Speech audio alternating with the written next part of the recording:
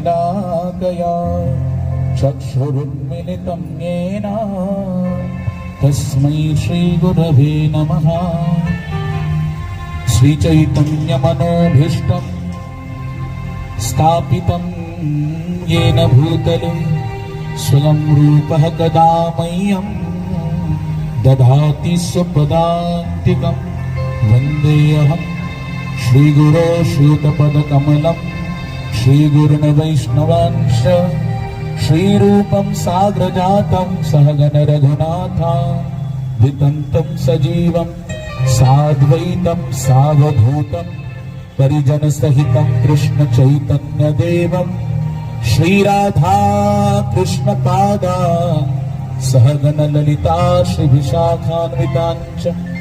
हे कृष्ण करुणा सिंधो दीनबंधो जगत्पते गोपेश गोपिका कांत राधा कांत नमस्तुते। हे तप्त कांचन गौरांगी राधे वृंदावनेश्वरी वृषभानुसुते देवी प्रणमामि हरिप्रिये। नमो महावदन्याय कृष्ण प्रेम प्रदायते कृष्णाय कृष्ण चैतन्य नाम्ने गौरत्विषे नमः। पंचतत्त्वात्मकं कृष्णं भक्तरूप स्वरूपकं भक्तावतारं भक्ताख्यं नमामि भक्तशक्तिकं। वाञ्छाकल्पतरुभ्यश्च कृपा सिन्धुभ्यैव च पतितानां पावनेभ्यो वैष्णवेभ्यो नमो नमः। जय श्री कृष्ण चैतन्य प्रभो नित्यानंद श्री अद्वैत गदाधर श्रीवासादि गौर भक्त वृंद। हरे कृष्ण कृष्ण कृष्ण हरे हरे हरे राम राम राम हरे हरे। वंशी विभूषित करानवनीरदाभा पीतांबरादरुण बिंब फलाधरोष्टा पूर्णेन्दु सुंदर मुखादर बिंद नेत्रा कृष्णात्पुरं किमपि तत्त्वमहं न जाने। केवरहापीडं नटवरवपुः कर्णयो कर्णिकारं बिभ्रजवास कनककपिशं वैजयन्ती च माला। रन्ध्रानवेनोरधर सुधया पूरयन् गोपवृन्दैः वृन्दारण्यं स्वपदरमणं प्राविशद्गीतकीर्ति। कृष्ण त्वदीय पदपङ्कज पञ्जरान्तम् अद्दैव मे निशतु मानस राजहंस। प्राणप्रयाण समये कफवात पित्तैकण्ठावरोधन विधो स्मरणं कुतस्ते। मज जन्मनः फलमिदं मधुकैट भारे मत प्रार्थनीय मदनुग्रह एषैव त्वदभृत्य भृत्य परिचारक भृत्य भृत्य भृत्यस्य भृत्य इति मां स्मर लोकनाथ। के जय जय श्री राधारमण जय जय नवल किशोर जय गोपीचित चोर प्रभो जय जय माखन चोर प्रभु जय जय माखन चोर प्रभु जय जय माखन चोर। वृंदावन बिहारी लाल की जय। श्री राधा रमण भगवान की जय। परम मंगलमय परात्पर श्री अखिलेश्वर अकारण करुणावरणालय भक्तवांछित कल्पतरुषित अड़ुद्युत विनिंदित धारी पीतांबरधारी भगवान श्री बालकृष्ण लाल की वांगमयी प्रतिमूर्ति ग्रंथराज श्रीमद् भागवत महापुराण की जय। और श्रीमद् भागवतम के इस चतुर्थ सत्र में उपस्थित आप सभी भक्तों का हार्दिक स्वागत। जैसे कि कल हमने श्रवण किया,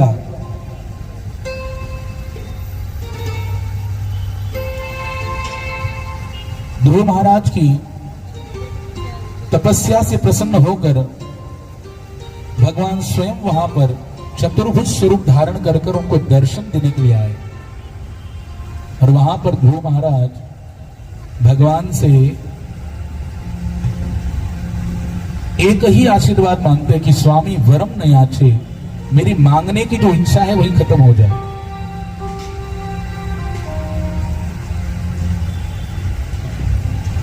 और भगवान को भी यही अपेक्षित होता है। द्वितीय स्कंद में हमने श्रवण किया, कपिल भगवान माता देवहूति को क्या कह रहे थे कि दीयमानम न गृहणन्ति विना मत्सवेनम सेवनम जना, कि मेरे देने के बाद भी अगर मैं देना भी चाहूं फिर भी मेरा भक्त जो होता है वो लेता नहीं है, किसी चीज की आकांक्षा नहीं करता। और भगवान कह रहे हैं ब्रह्म भूत प्रसन्नात्मा न सोचती न कांक्षति समस्त सर्वेषु भूतेषु मद भक्तिम लभते परा। जो हमेशा प्रसन्न अवस्था में रहता है, जो शारीरिक स्तर से ऊपर उठ गया है, जो शुद्ध भक्ति के स्तर पर उठ गया है, वो हमेशा प्रसन्न रहता है, आनंद में रहता है। वो किसी चीज की आकांक्षा नहीं करता, ना किसी चीज के खोने का शोक करता है। वो सभी को समदर्शिता, सबको एक दृष्टि से देखता है। ऐसा भक्त मेरी प्राप्ति करने के लिए सुयोग्य हो जाता है, वो मुझे प्राप्ति कर लेता है। इसलिए ध्रुव महाराज जी के जीवन में हम देखेंगे तो ध्रुव महाराज जी ने वो पद प्राप्त किया, उस पद की प्राप्ति की जिस पद की प्राप्ति के लिए अनेकानेक जन्म तपस्या करते हैं ऋषि मुनि। फिर भी ठाकुर जी कि जन्म जन्म मुनि जतन कराई अंत राम कहीं आवत नाही। जन्म जन्मांतर मुनि लोग तपस्या करते हैं लेकिन अंत में भगवान का नाम याद नहीं आता। लेकिन ध्रुव महाराज के जीवन में हम देख सकते हैं कि मृत्युर्मुग्मिन पदम दत्वा आरूढ़ोहम अद्भुतम द्रुहम। ध्रुव महाराज ने मृत्यु देवता के सर पर पग रखकर वैकुंठ की प्राप्ति की, ध्रुव लोक की प्राप्ति की। उन्हीं के वंश में आगे चल के एक राजा हुए जिनका नाम था प्राचीन बरही। और इस प्राचीन बरही राजा ने क्या किया, पशु बलि यज्ञ प्रारंभ किया। और पशु बलि यज्ञ में अनेक अनेक पशुओं की हत्या करने लगा, बलि देने लगा। देवर्षि नारद जी का जब इसके राज्य में आगमन हुआ और नारद जी ने जब देखा कि ये क्या कर रहा है, पशुओं की बलि दे रहा है, उस समय नारद जी उसको समझाते हैं लेकिन उसे कुछ समझ में नहीं आता। उस समय नारद जी उसको पुरंजन उपाख्यान समझाते हैं। एक पुरंजन आख्यान भागवतम में देवर्षि नारद जी के द्वारा राजा प्राचीन बरही को सुनाया है। राजा प्राचीन बरही को नारद जी कह रहे हैं कि वेद का वास्तविक लक्ष्य क्या है, अहिंसा परमो धर्मः परोक्षवादो वेदोयम बालानाम अनुशासनम। वेद वास्तविकतः अहिंसा का उपदेश करता है, हिंसा का नहीं। वेद कहता कुछ और है और वेद में दिखता कुछ और है, इसलिए वेद परोक्षवादी है। फिर भी नहीं समझ में आया, इसलिए पुरंजन आख्यान सुनाया कि दो मित्र थे, एक का नाम था अविज्ञात और एक का नाम था पुरंजन। ये दोनों मित्र चले, बड़ी गहरी दोस्ती थी इनमें। लेकिन एक जगह क्या हुआ, पुरंजन ने सोचा कि मैं एक नए नगर की खोज करूं और नए नगर की खोज में चला। तो चलते चलते चलते चलते उसे एक बहुत सुंदर नगर मिल गया, जिस नगर में द्वार कितने थे, 9 द्वार। भगवान गीता में कहते हैं नवद्वारे पुरे देही, नवद्वार की पुरे देही। ये देह जो है ना आपको मिला, इसमें कितने द्वार है, 9 द्वार है, 9। और उस नवद्वार के देह नगर में पुरंजन प्रवेशित हुआ। उसे बड़ा अच्छा लगा। उसे अंदर जैसे प्रवेशित हुआ, एक सुंदर स्त्री वहां पर उसको दर्शन को प्राप्त हुई। उसकी सुंदरता पर मोहित हो गया और उसको पूछने लगा कि आपका नाम क्या है, आप कहाँ रहती हो, आपके माता पिता कौन हैं। उस समय वो सुंदर स्त्री कहती है कि मैं इस नगर की स्वामिनी हूं, मेरे कोई माता पिता नहीं है, मैं अकेली रहती हूं, मेरा अब तक कोई विवाह भी नहीं हुआ है। तो वहां पर पुरंजन उसके सामने विवाह का प्रस्ताव रखता है। ध्यान से सुनिए। और प्रस्ताव रखने के बाद वो उसे स्वीकार करती है। अब वो जिसका कोई नाम नहीं, ऐसी उस स्त्री को क्या नाम देता है? पुरंजनी। उसका नाम पुरंजन है, उसका नाम पुरंजनी रख देता है। होता है ना, शादी के बाद क्या करते हैं, जब लड़की अपने मायके में होती है उसका नाम कुछ अलग होता है, जब ससुराल में जाती है तो उसका नाम कुछ नया रख देते हैं। तो पुरंजनी ने अपनी पत्नी का नाम रखा पुरंजनी। अब उसमें इतना आसक्त हो गया, उसमें इतना मोहित हो गया, वो हंसती तो ये हंसता है, वो रोती तो ये रोता है, उसके आदेश से उठता बैठता विचरण करता है, विहार करता है। उस समय ये जो सुंदर स्त्री है, इसके साथ उसकी 10 सेविकाएं थी और एक सेनापति था, और वो 5 फनों का नाग इसके राज्य की सुरक्षा करता था। बहुत अच्छा समय बीत रहा था। देर सवेर बच्चे भी संतान प्राप्ति हुई, और ये पुरंजन जो है अपने मित्र अभिज्ञात को भूल गया, जिसको बता के आया था कि मैं एक नगर की खोज में जा रहा हूं, उसको ढूंढ कर वापस आ जाऊंगा। वो अभिज्ञात को भूल गया और इस सुंदर स्त्री की मोह में मोहित हो गया। लेकिन एक जरा नाम की कन्या थी, वो गंधर्वों के राजा चंडवेग के पास आई और उसने कहा कि मेरे साथ कोई विवाह ही नहीं करता है, मैं बहुत खोज कर रही हूं अपने लिए वर की, लेकिन मेरे साथ कोई विवाह ही नहीं करना चाहता। तो चंडवेग ने कहा, देखो तुम उदास मत होना, मेरे पास ये 360 गंधर्विकाएं हैं और 360 गंधर्व है, इन्हें साथ में लेके तुम किसी भी राजा को आप पर आक्रमण करना, उस पर आघात करना, ये तुम्हारी सहायता करेंगे, उसे बलपूर्वक अपना बना लेना। और मेरा ये जो भाई है ना प्रसेन, प्रज्वर, ये प्रज्वर को भी तुम साथ में ले जाओ। तो उस जरा नाम की कन्या ने उस चंडवेग राजा से 360 गंधर्व लेकर क्या किए, इस पुरंजन के राज्य पर आक्रमण किया। यहां पर पुरंजन अपने राज्य में सोया हुआ है, और उसी समय उस जरा नाम की कन्या ने क्या किया, राज्य पर आक्रमण कर दिया, पूरा राज्य तहस नहस कर दिया। और वहां पर अपनी पत्नी का वियोग उसे सहन नहीं हुआ। पत्नी के वियोग में रोता रोता यही पुरंजन उस पत्नी की स्मरण करते करते अपने देह को छोड़ दिया। अगला जन्म नारद जी कह रहे उसे क्या मिला, स्त्री का मिला। भगवान गीता में कह रहे हैं, यम यम वापि स्मरण भावम त्यजतन्ते कलेवरम तम तमेवेति कौन्तेय सदा तद भाव भावित। मरते समय अंतमति या सा गति, अंत में हमारी जो स्मरणशीलता होगी, जिसको हम याद कर कर शरीर छोड़ेंगे, जिस भाव को धारण करके शरीर छोड़ते हैं, उसी भाव के अनुरूप हमें अगला जन्म मिलता है। उसने स्त्री का स्मरण करते करते देह छोड़ा, इसलिए अगला जन्म कौन सा मिला, स्त्री का मिल गया। और उस जन्म में भी, दूसरे जन्म में मलयध्वज राजा की पत्नी बना। मलयध्वज राजा युद्ध में मारा गया और उसके शव को गोद में लेकर ये रो रही है, विलाप कर रही है, चिता पर स्वयं को सती जाने के लिए तैयार है। और उसी समय जो उसका पूर्व जन्म का मित्र अभिज्ञात वहां पे आता है, ब्राह्मण का रूप लेके आता है और उसे समझाता है, अरे मित्र तुम मुझे भूल गए, अरे तुम स्त्री थोड़ी ना हो, तुम पुरंजनी भी नहीं हो, तुम मेरे मित्र हो पुरंजन। और जब उसको याद दिलाते हैं तब वो अपने मित्र के साथ पुनः उस नगरी को छोड़कर चला जाता है, आनंद में हो जाता है। तो नारद जी ने जब ये पुरंजन आख्यान बताया तो प्राचीन बरी राजा को कुछ समझ में नहीं आया। तब नारद जी उसको विस्तार करके बताते हैं कि ये दो जो मित्र है, पुरंजन जो है ये जीवात्मा, हम सब जीवात्मा, वो क्या है, पुरंजन है। और अभिज्ञात कौन है, भगवान स्वयं कृष्ण ही क्या है, अभिज्ञात, जिसको कोई भी जान नहीं सकता। भगवान गीता में कह रहे, वेदा हम समतीतानि वर्तमानानि चार्जुन भविष्याणि च भूतानि माम तो वेद न कच्छन। मुझे कोई नहीं जान सकता, मैं सबको जानता हूं। और उस अविज्ञात भगवान के साथ हम जीवात्मा रहते थे, लेकिन हमको भगवान के साथ अच्छा नहीं लगा। हमने नया नगर की खोज की, और कौन सा नगर हमको पसंद आया? नवद्वारे पुरे देही। ये जीवात्मा रूपी पुरंजन को, ये 9 नगर, 9 द्वार वाली नगर।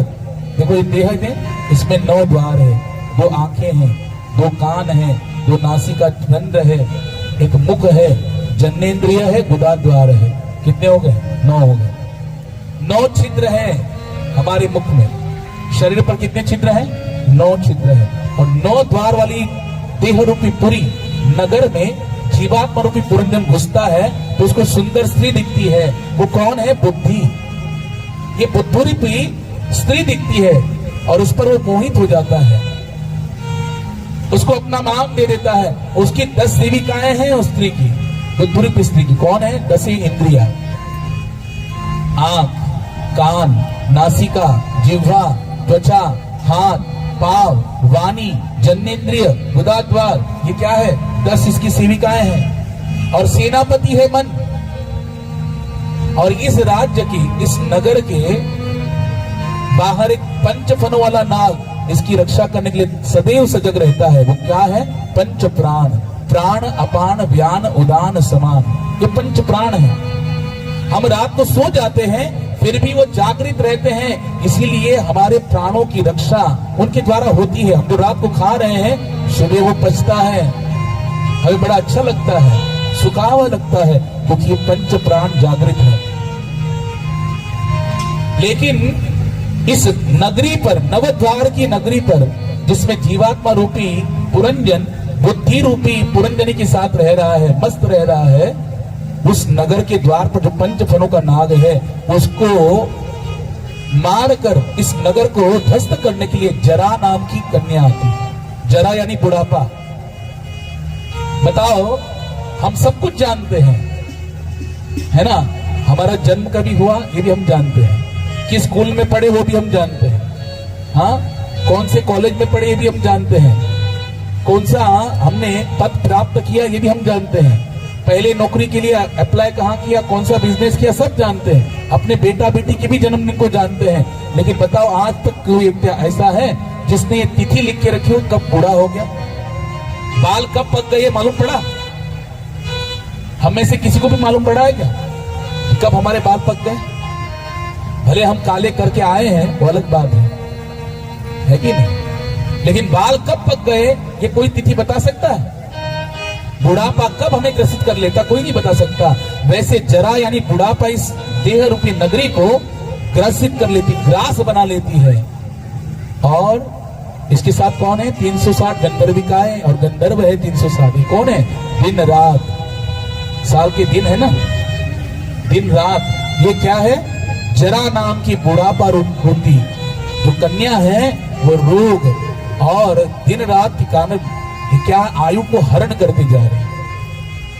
नाशिवंत देह जाना रह सकळ, आयुष्य खातो काळ सावधान। संत तुकाराम महाराज कह रहे, नाशिवंत देह जाना रह सकळ। ये नश्वर शरीर है, जाने वाला है। हमारी आयु हमारे क्या कर रही है? हमारे समय को, हमारे काल को खा रही है। ये काल हमारे धीरे धीरे आयु को नष्ट करते जा रहा है, लेकिन हम बेखबर है उस पुरंजन के समान। और क्या होता है? पुरंजन अपनी स्त्री का चिंतन करते करते करते क्या होता है? उसी में मर जाता है। वैसे हम भी इस बुद्धि के द्वारा संसार के विषयों को धारण करके, उनको याद करके करके मर जाते हैं। अगला जीवन क्या मिलता है? जो हम याद करते हैं उसी अनुरूप मिलता है। लेकिन उस दूसरे जन्म में भी उस स्त्री के पास जो मलयध्वज राजा की पत्नी बनी थी, मरने जा रही थी, उसको उसका मित्र मिल गया, अविज्ञात यानी परमात्मा। वैसे हम भी एक शरीर छोड़कर अनेक अनेक शरीरों में ढीलते जा रहे कि नहीं जा रहे? कितने सारे शरीर बदले हमने। भगवान गीता में कह रहे हैं, जब भगवान अर्जुन को ज्ञान दे रहे थे तो अर्जुन पूछता है, प्रभु आपने ये ज्ञान, आप कह रहे सूर्य भगवान को दिया, 12 करोड़ साल पहले आपने ये गीता का ज्ञान सूर्यदेव को दिया। अरे आप तो अभी प्रकट हुए हैं, मेरे मामा के पुत्र है, हाँ? मेरी माँ के भतीजे लगते हैं आप, आप मेरे आंखों के सामने अभी प्रकट है और आप कह रहे हैं कि 12 करोड़ साल पहले मैंने सूर्यदेव को ज्ञान दिया।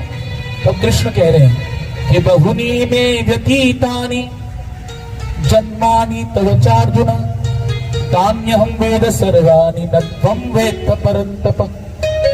हे अर्जुन, तुम्हारे और मेरे अनेकानेक जन्म हो चुके हैं, लेकिन उन सब का स्मरण मुझे है, तुम्हें नहीं है, मुझे मालूम है।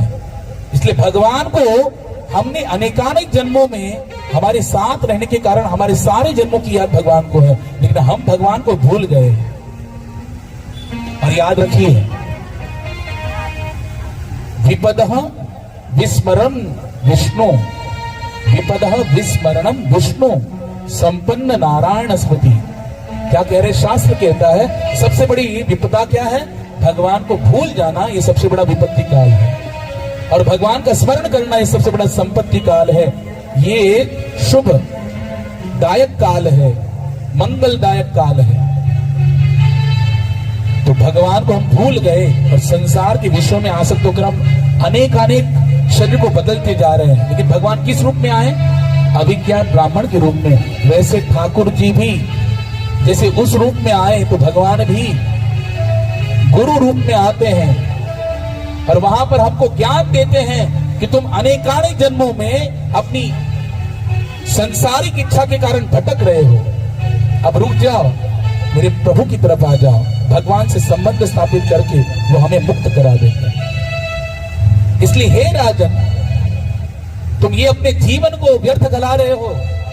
जिन पशुओं की तुम हत्या कर रहे हो, यही पशु तुम्हारी क्या कर रहे हैं? बदला लेने के लिए आकाश मार्ग में स्थित है।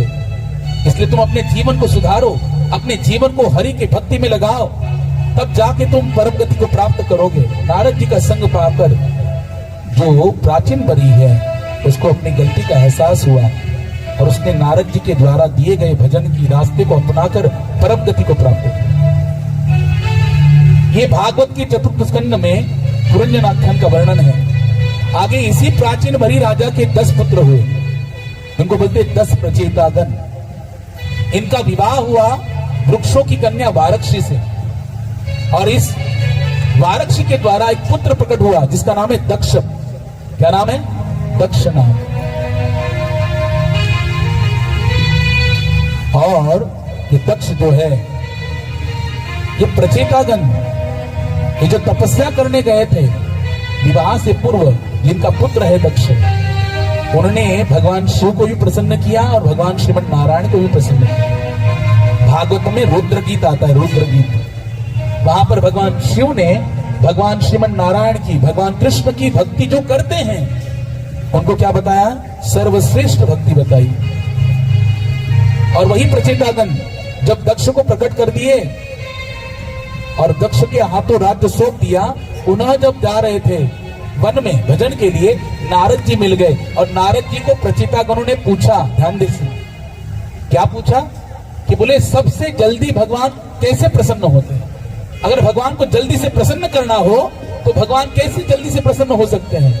तब नारद जी कहते हैं, देवर्षि नारद जी ने बताया प्रचेतागणों को कि जो 3 चीजें अपने जीवन में धारण करता है, ध्यान देके सुनना, कितनी चीजें? 3 चीजें जो अपने जीवन में धारण करता है वो भगवान को बहुत जल्दी प्रसन्न कर लेता है। बोले कौन सी? कि दयया सर्वभूतेषु संतुष्ट्यागेन केन वा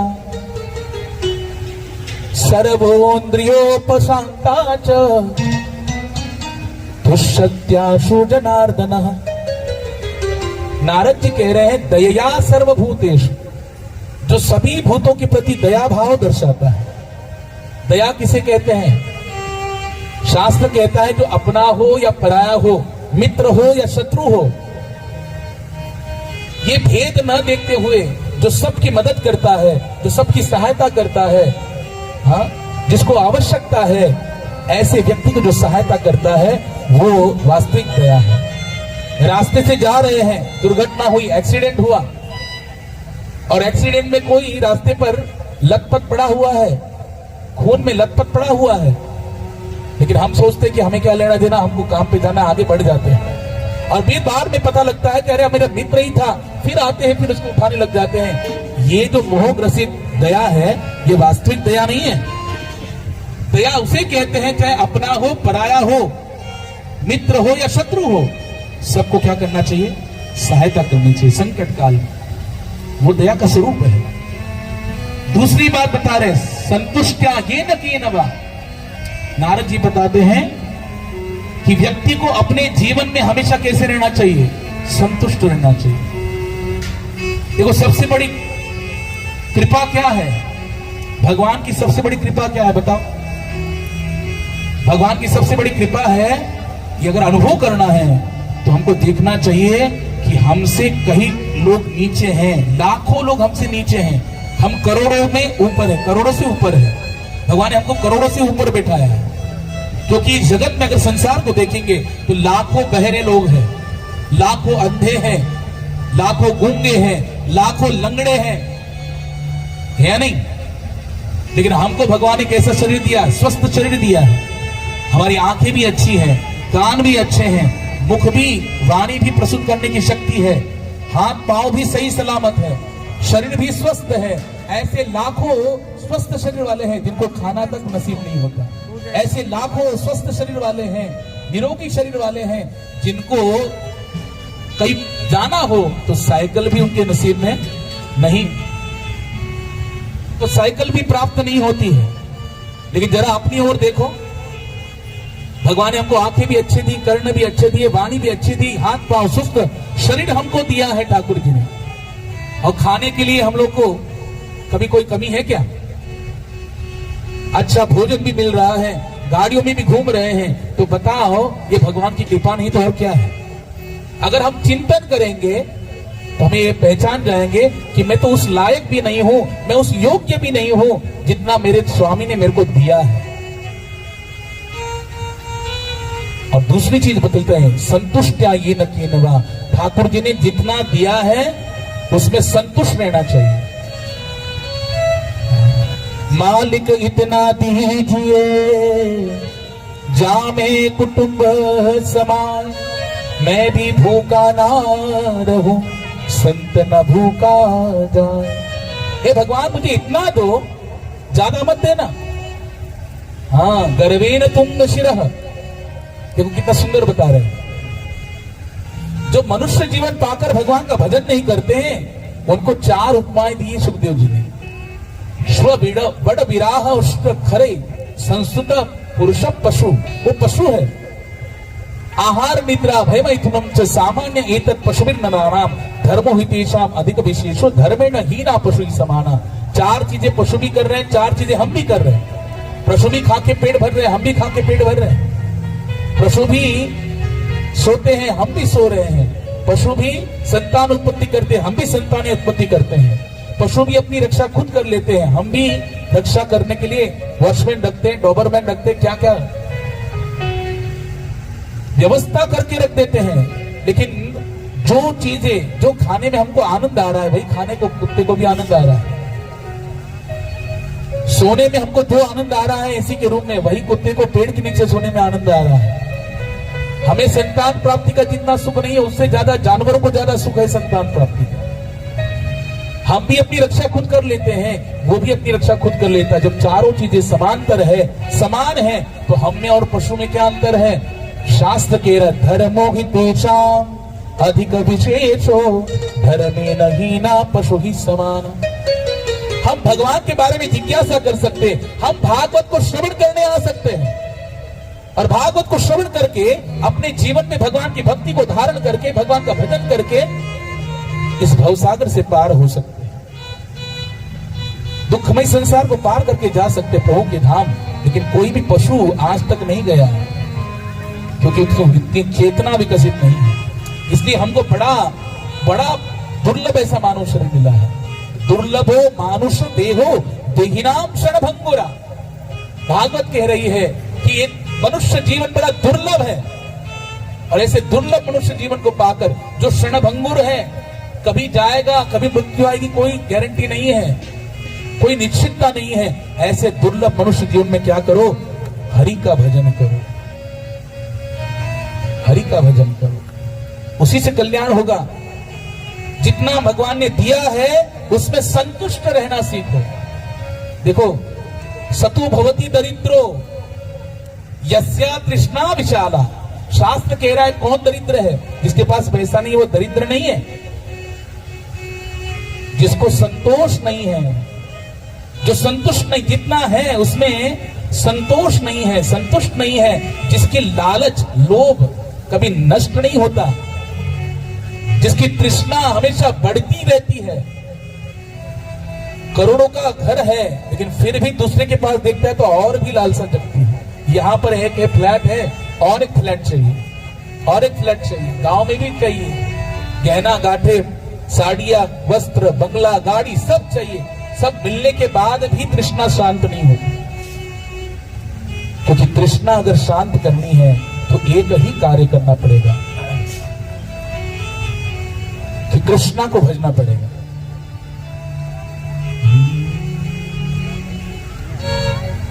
वो जो तू मिटाना चाहे, जो तू मिटाना चाहे जीवन की तृष्णा, जो तू मिटाना चाहे जीवन की तृष्णा, सुबह शाम बोल बंदे कृष्ण कृष्ण कृष्णा, सुबह शाम